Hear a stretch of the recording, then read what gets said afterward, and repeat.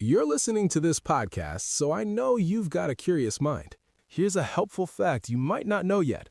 Drivers who switch and save with Progressive save over $900 on average. Pop over to Progressive.com, answer some questions, and you'll get a quick quote with discounts that are easy to come by. In fact, 99% of their auto customers earn at least one discount. Visit Progressive.com and see if you can enjoy a little cash back.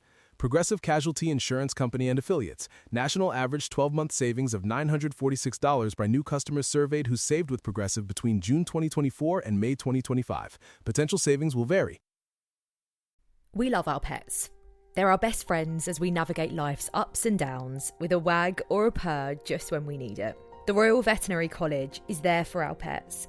Home to Europe's largest small animal referrals hospital, with over 200 specialists providing expert care 24 hours a day, 365 days a year. The bond between a pet and their person is worth fighting for, and that's the belief that inspired the RVC Memory Tree, a beautiful handmade sculpture standing in the heart of the RVC Small Animal Referrals Hospital, adorned with gold, silver and copper leaves, each one engraved with the name of a beloved pet, and each one funding the extraordinary work happening there every day. For just £10 a month, you can dedicate a leaf in the name of your pet, celebrating your pet's life, whilst also helping to fund life-saving treatment and care for animals in need. Visit rvcact.com/memory tree to dedicate a leaf today and let your pet's memory live on.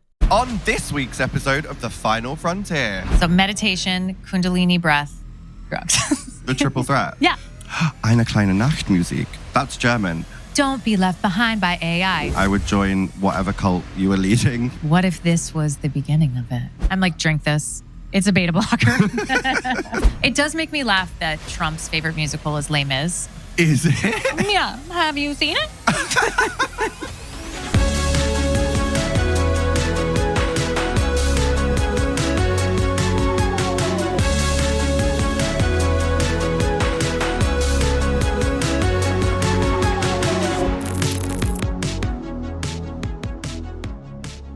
Hello. Hi. Welcome to my home. This is gorgeous. Thank you. Is this silk? It's hand woven by Olivia, the producer. Oh, Olivia, this is beautiful. Yeah, we really put her to work. Oh my gosh. It's a fine damask. I'm not even sure what that is. Me either, but any English book I've ever read, the word damask has appeared multiple times. Interesting. It feels fancy. It feels luxe. It really does. Let me ask first. Okay. What are you doing here in the UK? I am doing my autobiographical comedy show, Laura Benanti, Nobody Cares. I co-wrote the songs with Todd Almond, who's my music director and songwriting partner and an amazing performer in his own right. So yeah, I'm here doing that at Underbelly Boulevard, Soho. And I'm excited. Yeah. That's very exciting. When is it running until?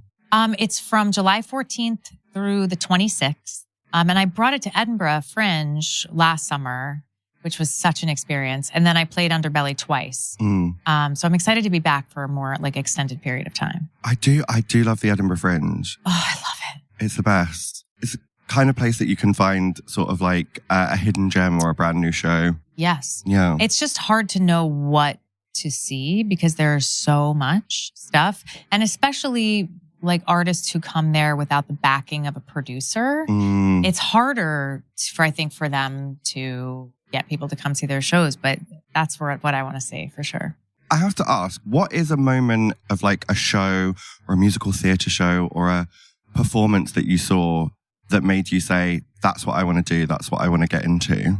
I mean, I honestly can't remember a time where I didn't know what I wanted to do. Both my parents were performers. And then when I was very young, my parents got divorced. I'm fine.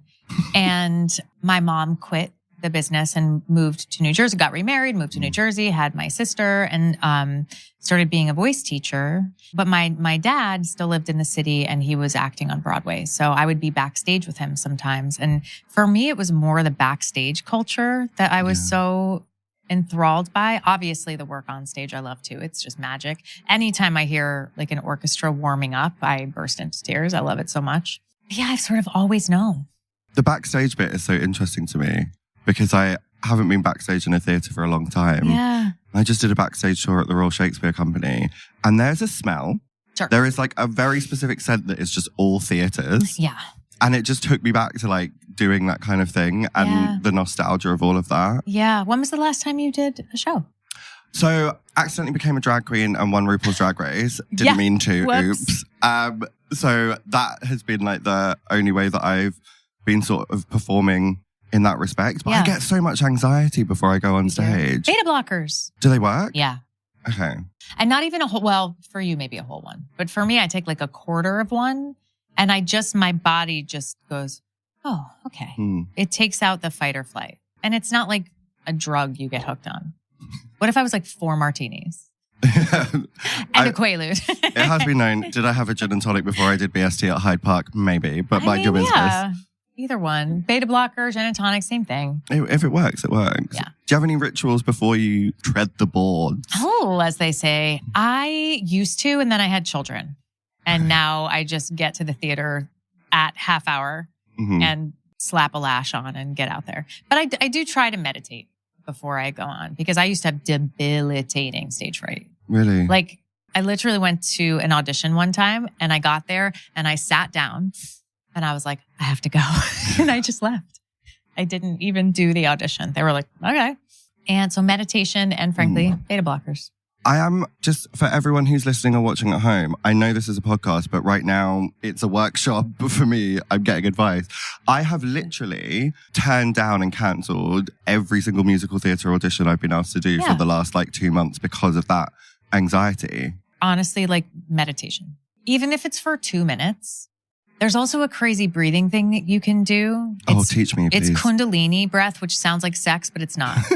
It's where I feel like I'm going to snot because it's through your nose, but you exhale through your nose, but with your belly and only out your nose. And don't think about breathing in. Think just about breathing out. This is ASMR. What if this was the whole podcast? Please. It's just us breathing through our nose. But you do it for 3 minutes. 3 minutes. And then take a deep breath in, hold it, and then blow it out through your mouth as much as you can. And then do nostril and nostril. Okay. But only like a minute and a half on each side. And it like rewires your brain. It's crazy. So like meditation, calming. Kundalini breath, drugs. Okay. I love that. The triple threat. Yeah. The real absolutely. combination. Yeah. No, this has really just become me getting expert advice from It's for everyone. For everyone, of course. Yeah. Performers out there. Performers like producer Olivia, former Olivier Award. Producer Olivia, former ballet professional dancer, which I love to drop in, and Olivia hates it every single time. I just really love to celebrate your talents because it's far beyond anything that I could achieve. Breathing is key. Meditation is key. Yeah, drugs are key. How do you, when you get onto stage, do you sort of it's all gone? Like when you step out? I think probably 3 to 4 minutes in. Okay. I am like, okay, you're fine. You're not going to die. This is me telling jokes. It's going to be okay. And when it's a musical, it's a little harder because stepping out of character to be like, I messed that up is not okay. But in my show, I can be like, let me try that again. Although that doesn't usually happen, but on the rare occasion that it has, it's been fine. And in some ways relaxed me more and the audience more. Doing musicals is such a specific thing because you get on a treadmill and you go. It's not like TV and film where you get to be like, can I do that again? When did the sort of crossover between musical theatre and comedy start to happen for you? I think I always have, because of my mom is very funny and she sees the world through the lens of a sense of humor. She sort of imparted that on me. And I think I learned it sort of by osmosis. So for me, I always would try to bring humor into any role, especially playing a lot of ingenues in revivals, written in the 1950s. I felt like I needed to bring some sort of modern comedic sensibility to it to humanize it and ground it. So that's always been part of my journey. And then, I always would joke around in my life. I always enjoyed bantering comedically and being improvisational with people. Like a class clown kind of vibe. Yeah. But when I was older, I would say in my 20s. And then it wasn't until I turned 30, I think, and I hosted the Drama Desk Awards. And I wrote my opening monologue and I wrote a lot of the bits. And it was so successful that I was like, I think I can do this. And then I started doing concerts where it's just me singing musical theater songs. But the banter in between, in some ways, became the most successful part. People being like, you should do stand-up. You should do stand-up. And then Audible, which is you can get like books on tape and podcasts and all that stuff. They do something called Audible Theater. Do they? Yeah, it's at the Minetta Lane Theater downtown where it's a full-blown show. The audience comes. They can see you, obviously, but they audio record it. So it almost becomes like an old school radio play. Yeah. And so they commissioned a show from me.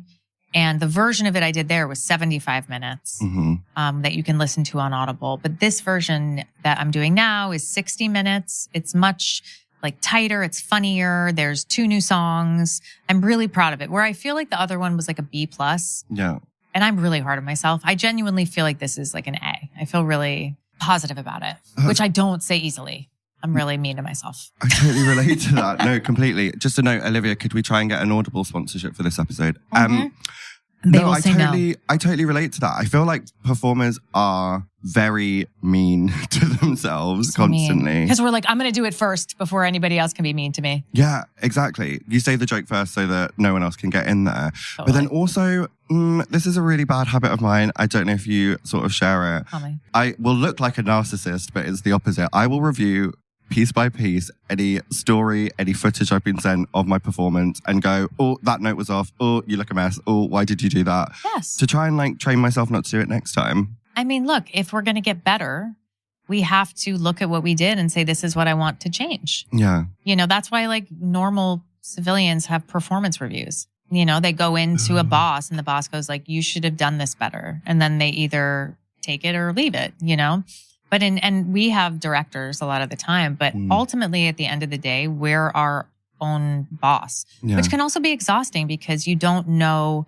Sometimes for me, I don't know what's my job, what's my responsibility beyond me performing. But like you said, it's your image, it's who you are. So you want to be in somewhat control of what's being put out in the world without being a total control freak and exhausting yourself. For sure. I'm still thinking about that sort of like audible theatre that you said, because I feel like sometimes that world is a little bit inaccessible to some people. It can be expensive and things like that. So I love the way that people can sort of like come to these shows or listen to audible theatre and like get access to the world that you've created. It's a really interesting idea that you are listening to something that you know the audience can see. But in some ways, like I love listening to audiobooks. And my imagination goes, I kind of think it's cool that they can sort of like picture whatever they want. And it is my desire that they picture me 25 and gorgeous. That's the stipulation. Yeah, I just am going to need them to do that. Sometimes us men don't think much about what we wear, particularly in the summer months. You find something that's not too hot, put it on and repeat until it falls apart. This episode is sponsored by Quince, and they are changing the game for men this summer. Quince makes high-quality essentials in genuinely good materials, like breathable European linen and soft organic cotton, priced 50 to 80% less than similar brands. They do that by working directly with ethical factories and cutting out all the middlemen. You're paying for what it actually is, not what it's been marketed as. Their European linen pants and shirts are the kind of thing you pick up as one item and end up wearing 3 times a week, starting from just $34. The tees are soft and actually fit well, and the lightweight cotton sweaters are genuinely useful when summer evenings turn on you without warning, as they tend to. And they've gone well beyond clothing. Custom upholstered sofas, ceramic cookware, premium bedding. It's become the kind of brand where you end up recommending it for everything, which is either a good sign or a sign you've become a person who recommends brands. Either way, for a man like me, the linen shirt is a game changer. You can wear it an embarrassing number of times this summer, and it never goes out of style or out of comfort. If you've been getting through summers on the same approach I used to use, then Quince is the upgrade for you. Elevate your summer wardrobe. Go to quince.com/wizardio for free shipping on your order and 365-day returns. Now available in Canada too. That's QUINCE.com/wizardio for free shipping and 365-day returns. Quince.com/wizardio. You're listening to this podcast, so I know you've got a curious mind. Here's a helpful fact you might not know yet. Drivers who switch and save with Progressive save over $900 on average. Pop over to Progressive.com, answer some questions, and you'll get a quick quote with discounts that are easy to come by. In fact, 99% of their auto customers earn at least one discount. Visit Progressive.com and see if you can enjoy a little cash back. Progressive Casualty Insurance Company and Affiliates. National average 12-month savings of $946 by new customers surveyed who saved with Progressive between June 2024 and May 2025. Potential savings will vary. In terms of like musical theatre, Yes. you've done and achieved an absolutely insane amount in your you. career. But is there like roles that you're like, okay, that one I'm looking at, I want that, or like bring back this show? You know, there's only one, which is A Little Night Music. Stephen Sondheim's A Little Night Music. Eine kleine Nachtmusik. That's German. Oh my God. Do you speak German? Ich kann ein bisschen.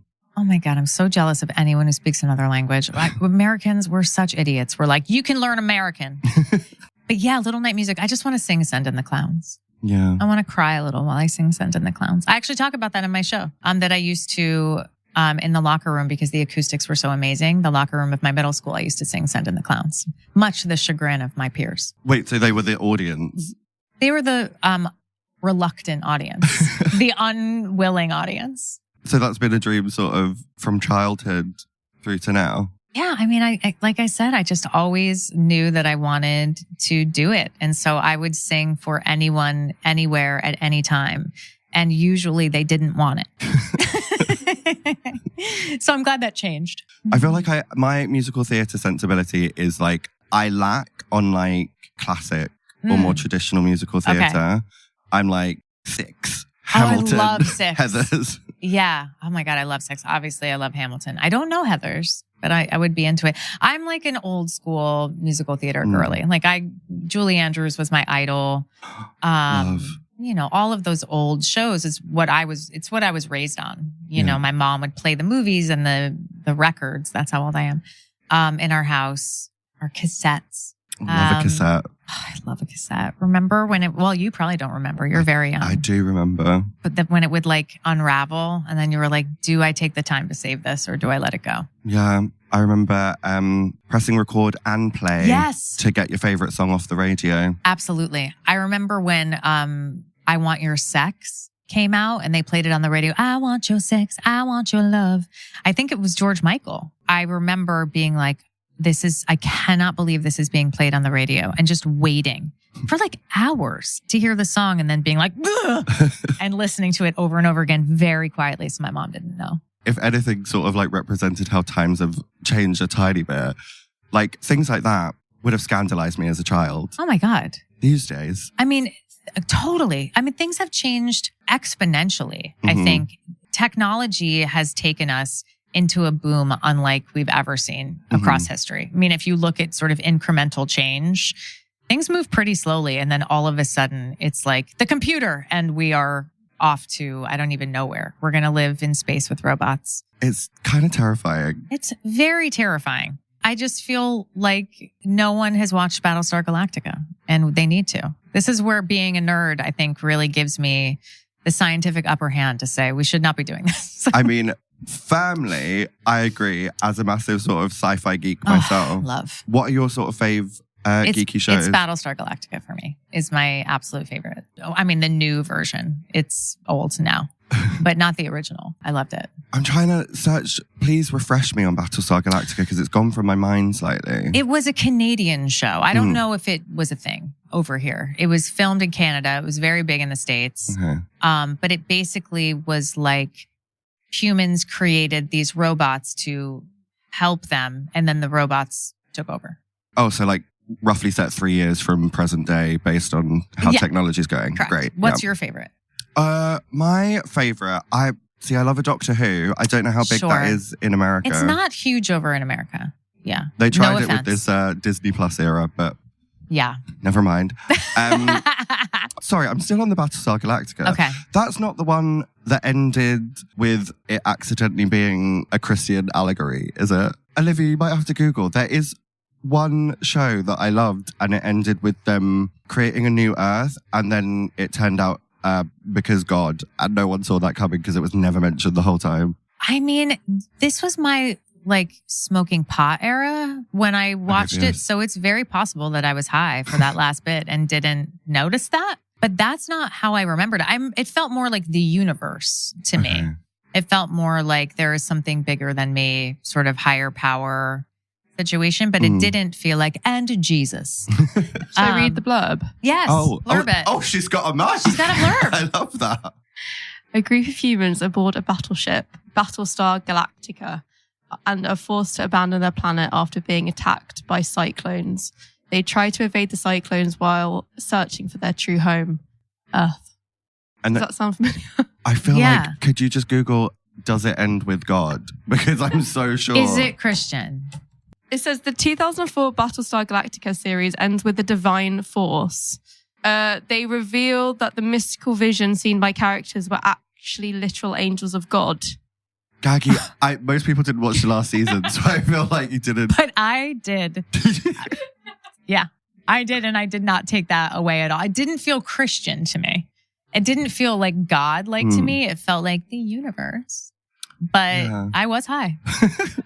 I feel like that's a relatable thing across sort of like sci-fi and the Being thing high? that I yeah, enjoying it while high. Yeah. But also I feel like sci-fi tells you a lot of people who create sci-fi series are showing a version of the future that is inclusive, that is diverse, that is positive and utopian and full of joy and things like that. Is that something that you sort of related to watching Battlestar? I feel, I don't know. I thought it was so cleverly done. And I do feel like I'm into like the something bigger than us thing. Cause I do feel like we are such narcissists. I think it's so narcissistic to think we can create an artificial intelligence and put all of our energy into it and imbue it with our own sensibilities and then have the arrogance to think it's not going to rise up against us.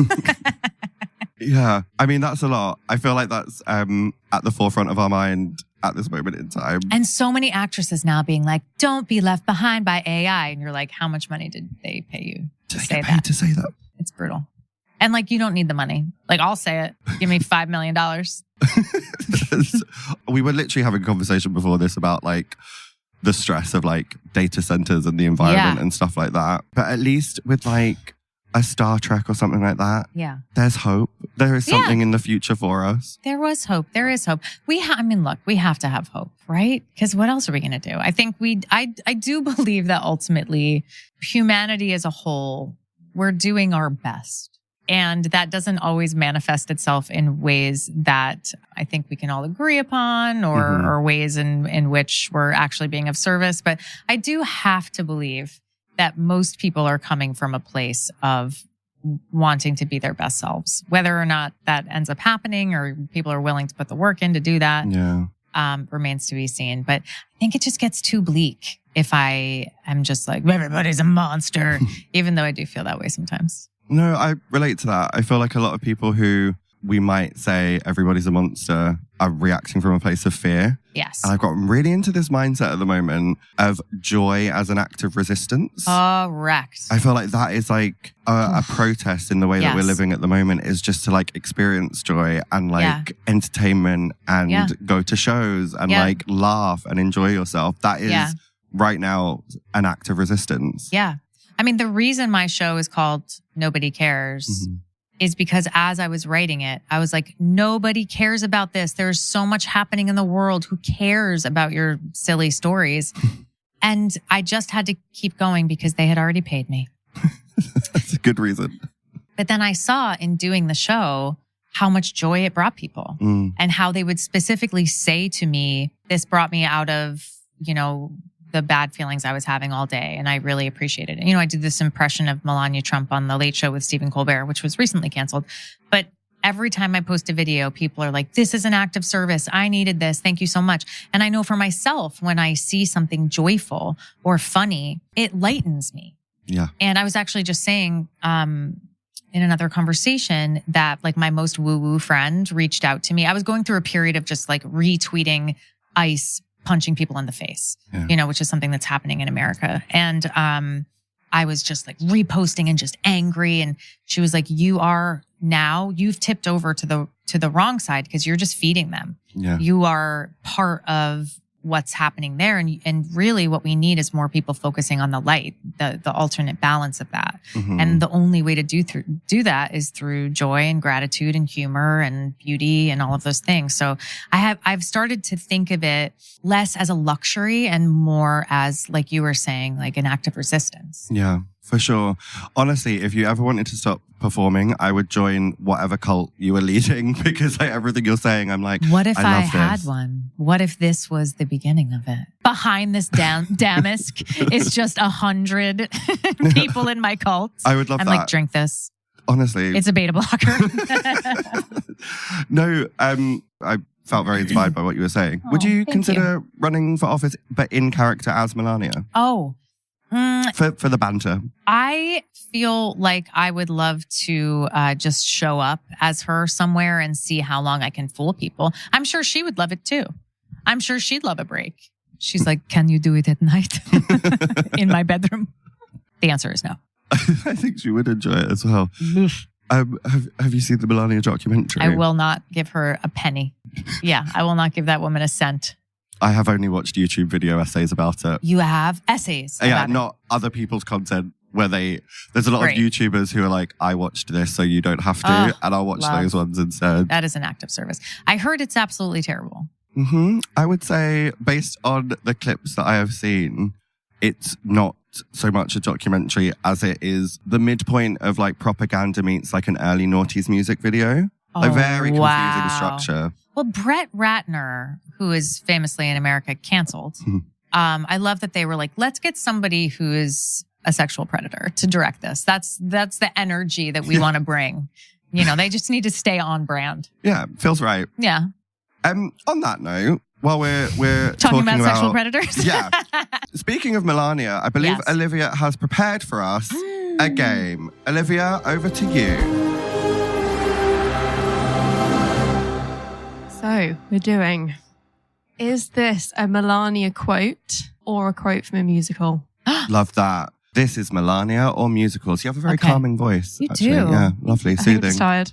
It's amazing. So you're going to play, do you want to play together or separately? Let's play it together. A team. Let's be a team. Okay, Yeah. your team. I love that. I like that. So yeah, I'm just going to say some quotes and I actually think they're quite hard. Okay. Okay. But you're the musical theatre, like We goddess know. and god. So you'll be better at it than me. If it's one of 3 contemporary musicals Great. that I listen to regularly, then I've got it. But Okay. otherwise, If it's I've got all the Gypsy, other is ones. like fine. So you get a point for saying if it's Melania or a musical. Okay. Bonus point if you name the musical. Oh, great. Okay. Which I'm sure you would if you knew it was a musical. You know. Right. Here we go. we could right. be guessing. We could be. That's Yeah, true. We Okay. could. Number 1. Some things are meant to be. Okay, vague. Some Very things vague. are meant I mean, to probably both. be. Yeah, I feel like it might have Honestly. got up. Some things are meant to be. Could be Melania talking about her relationship.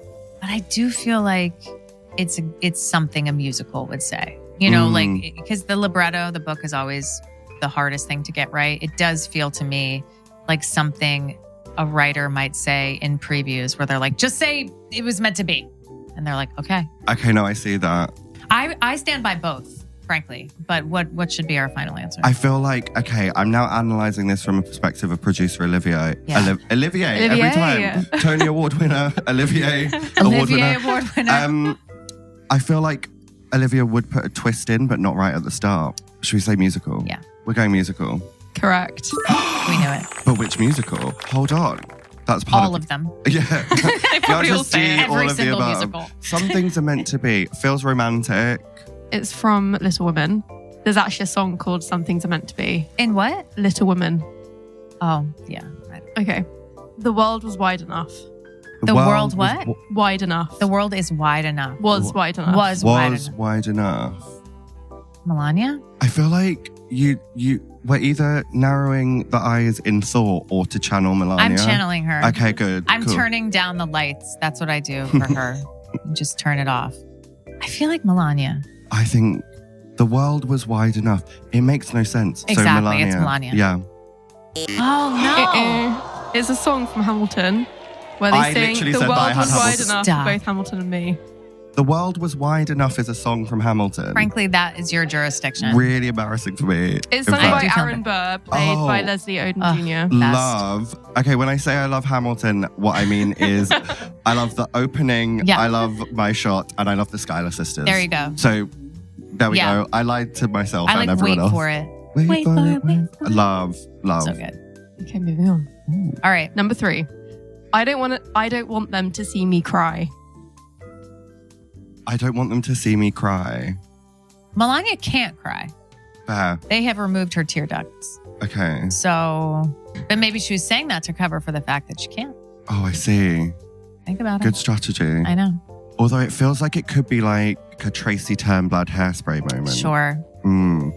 Musical, right? Have we had, would that be 3 musicals in a row? I just think Olivier is fucking with us. Olivier shenanigans. Olivier. I know that it's Olivia. Musical. Correct. Oh, and Finally. okay. Do you know? I don't want them to see me cry. It feels really familiar. Maybe you're right about Hairspray. Could be. Did you say Hairspray? Yeah. That's wrong. Oh, shit. What is it? Can you give us a clue? I honestly just have a podcast so that I can play games with people. I'm so interested in this. This is great. It's based on Puccini's opera, Madame Butterfly.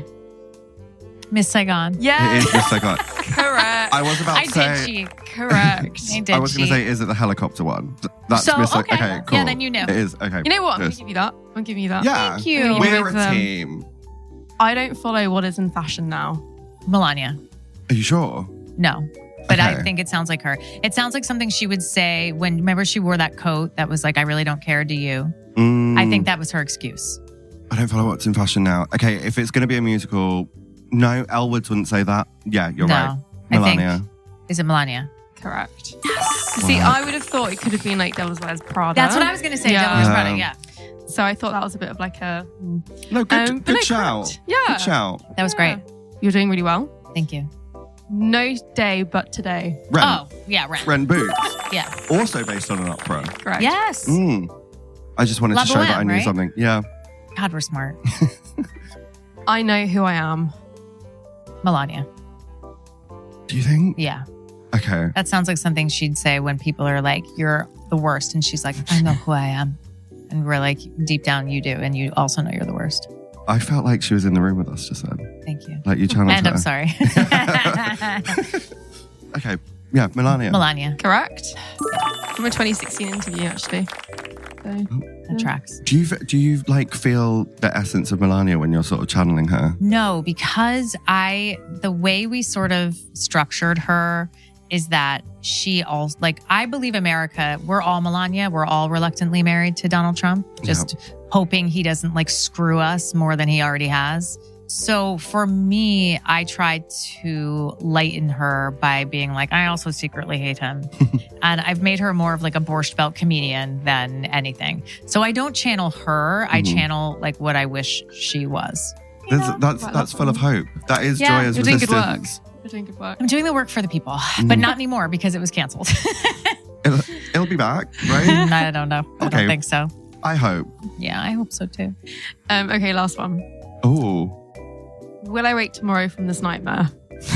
America said that. Yeah, that's the country of the United States Exactly. of America. Will I wake tomorrow from this nightmare? That It's sounds Ren. like a musical. It is Ren. Okay. It's Will I from Ren. Correct.